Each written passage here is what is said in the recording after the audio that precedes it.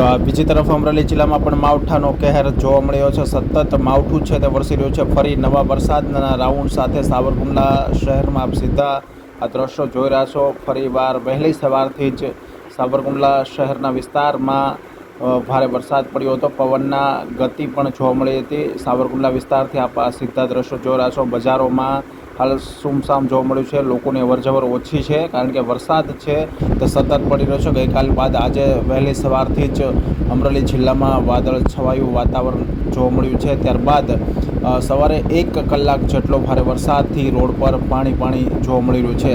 આ દ્રશ્ય આપ સીધા એક્સક્લુઝિવ જોઈ રહ્યા છો। સાવરકુંડલા શહેરથી સાવરકુંડલા શહેરમાં ભારે વરસાદ પડ્યાના સમાચાર સામે આવી રહ્યા છે।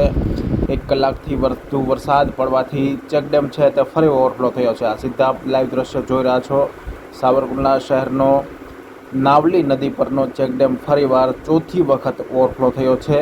સાવરકુંડલા વિસ્તારમાં સતત ગ્રામ્ય વિસ્તારમાં પણ હાલ વરસાદ છે અને ચેકડેમો છે તે ઓવરફ્લો થયા છે।